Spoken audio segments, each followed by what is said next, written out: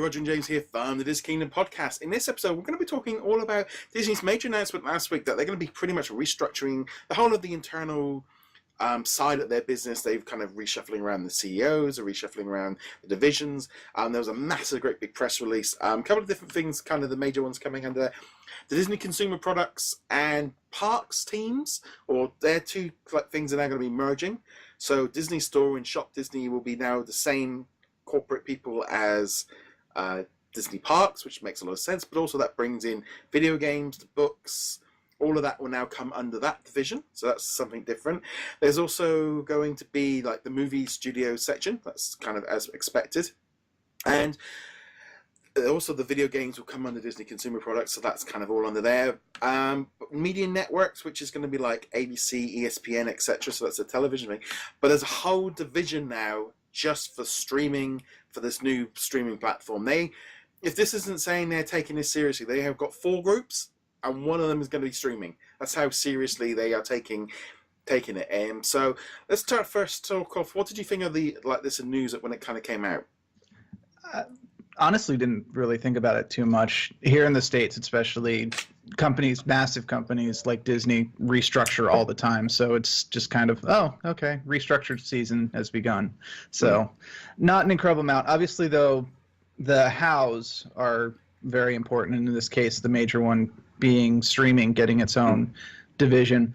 We just finished recording the Toys R Us podcast, which is probably live already. So we talked in great deal about how companies have to adapt to survive, and this is one of those adaptations to survive things that all media companies, not just Disney, Fox, or whatever's left of Fox, Universal, all these guys, they need to have a certain amount of control over their own streaming. Now, that's not necessarily great for the consumers, because that means, you've got the Disney streaming, you've got the Universal streaming, you've got the Netflix, you've got the Amazon Prime, all over the place, and everything's got different media in it. So that's annoying.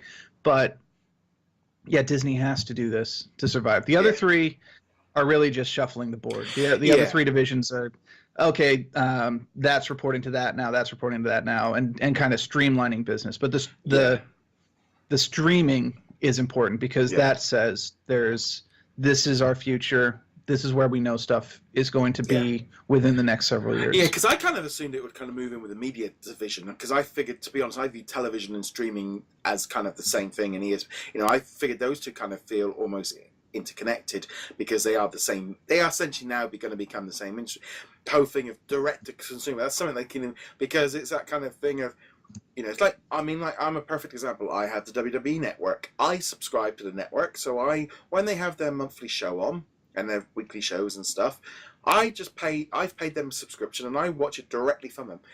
For the 20 odd years before, I had to go through Sky, so I had to pay for Sky Television. So now it's just straight to them, and I'll be honest, it's cheaper for me. I had Sky Sports only for WWE, so for me, it's cheaper for me to go straight to them. Disney, there's that line of things of, I have Amazon, I have Now TV, and I have Netflix, and I will be honest, and I have Disney Life, but I know that Netflix I probably would keep. The only reason I got it was for Marvel. The only reason I got Now TV was really for ABC shows like Grey's Anatomy, and I think Fox's The Strain, what we're watching at the minute, and like Inhumans and Gifted, all of which would eventually be on Disney streaming network anyway.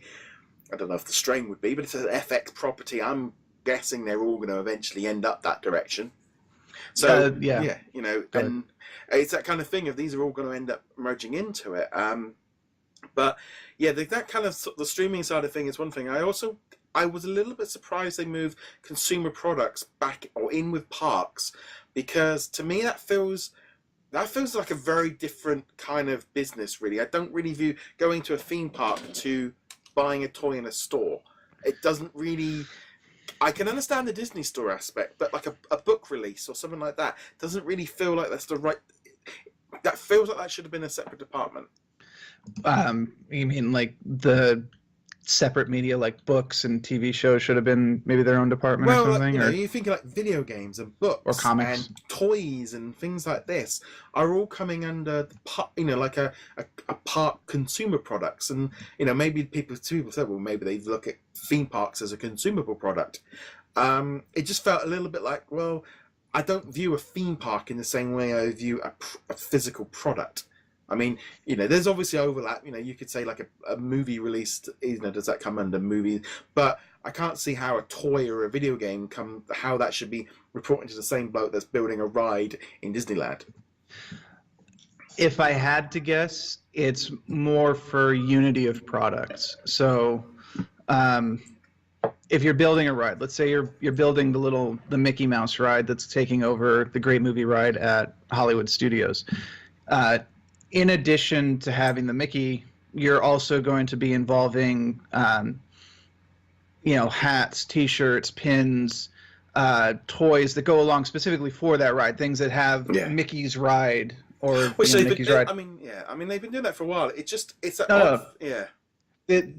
obviously they've been doing that for a while. You Yeah. can go on any ride and get little pins and whatnot that's got the ride. But putting them under the same banner kind of helps them enhance that Synergy. branding. Yeah. The synergies. Yes, synergy. One of my favorite. Love a corporate word. Synergy. So, but on top of that, we've seen that regular media outlets, even including Disney stores in malls or whatever, haven't been doing very well. So we might see the park shops becoming more and more important in the merchandising strategy long term. Yes, that means that, you who doesn't live very close to a park except for Disneyland Paris, or myself, the closest I live to is Florida, which is still 2.5 hours away by plane from me. But there's still shopdisney.com. Yeah. And so maybe the merchandise becomes less important and the branding of the parks becomes more important. I'm just spitballing. I'm trying to see where they're coming from this. I don't have any insider on it, but it felt a little bit like a odd move, because I feel like, if you're going down to your high street or your shopping mall and you've got all the products, they've all been licensed out and that's all been going to be controlled by this one team. And it just felt a little bit like, I almost felt like, well, consumer products really feels like a different department completely than a theme park. I can see the synergy in the parks of the merchandise and that all being under one roof.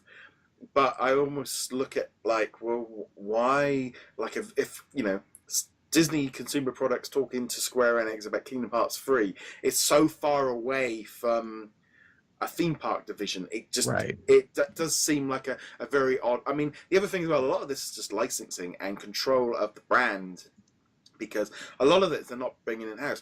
I wonder, like we talked about Toys R Us. I do think they need to start taking more back in house. Start making, they've reduced the amount of stores they've got. I mean, in the UK they've hardly got any stores, but the idea of maybe trying to, their idea is constantly license stuff out, let somebody else take the risk, but at the same time, they've got their own brands, and if there's no shops for them to be in, they need to be in a little bit more and get people going in and sort of. It's going to be odd. It's an interesting thing to see where it goes, if there's going to be any major changes. It might not mean a lot of. I mean, Disney Consumer Products has gone through this is like they've gone through a name change in the last few years. The video game section has gone through a number of different things. The publishing section seems to be doing quite well. They seem to be doing quite a lot of stuff as constant new releases, and they're releasing so many different, and they've embraced the digital format. Yeah, and I mean, it's all speculative at this point. So there might be a bigger idea behind this, and it might just be simple consolidation. Maybe the president or the vice presidents or whatever of that division are just really good at both of these things. It might just be as simple as that. And then there's no actual connection to them. It's just that we've got these guys who specialize in this, and we've got these guys who specialize in this, and they're both under the same banner. Might as well just stick them together. So and there's a kid about that thing as well. You still got you've got all these different teams, and it's just the triangle, the pyramid goes up to a certain point. Right. And now they just shifted where the pyramid goes to. It was just a little bit of a surprise of it was like everything else made a lot of sense. It was just moving the two in together was a little bit. I mean, they called it parks, experiences, and consumer products. I mean, in some ways you can look at it and go, that does make sense in some way, the experiences and consumer products. And like I said, yeah, synergy of branding. Yeah. Or maybe they're putting rides into the stores. Yeah. That. Or no, you just go to Disney World and it's just stores. They're just going to get rid of the rides and just turn it into a big mall. Wait, they haven't already done that? Yeah. Because last time I was at Disneyland, it was pretty. Now you go in a shop while you queue, and then you do like a 2-minute, and then you go in a bigger shop when you leave. So yeah, that's the plan, because all the rides have the shop right at the end of the ride. Now the shop's going to be in the queue. I mean, it makes sense. But, you're standing there. I mean, now at least you can order your food while you're in a queue. I must admit, it's something I am resenting doing on this Hop Next trip, because I don't want to take this thing with me into the parks. But I have been hearing a lot of people saying about the benefits of ordering your food and ordering stuff in advance, so you don't have to stand there in a line. And I'm like, yeah, that could be better, isn't it? Why stand in a line for 20 minutes getting a Dole Whip when you can order it online and pick up in 2 minutes? But nevertheless, I mean, yeah, it also depends on what you're buying as well. So, Yeah. So there's going to be a big shift over. I think it definitely seems like now it's like you say, they're focused on television, streaming, movies, and then everything else. Books. Lots of books. But then, it's that kind of thing, isn't it? Everything sort of flowing through. And in some ways, it might help line everything up a bit better. It's like, right, okay, we have got this coming out. Do all of it. And therefore, a little bit better programming, Might even help to kind of get everything caught up a bit quicker, because sometimes there's a movie comes out and they've not quite got all the ducks in a row properly. Well, that seems more intentional than not in more recent years. We've talked about this at length, but yeah, the lack of Moana toys when Moana came out, the lack of Zootopia toys when Zootopia came out, Big Hero 6 when Big Hero 6 came out.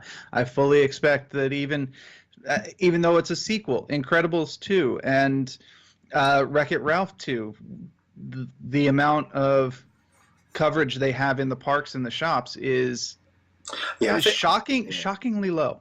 I think they'll be all right on the next one, but then you look at something like Wrinkle Time and you think, maybe they have got an idea there. Let it see what it does before we make a load of plastic and stuff.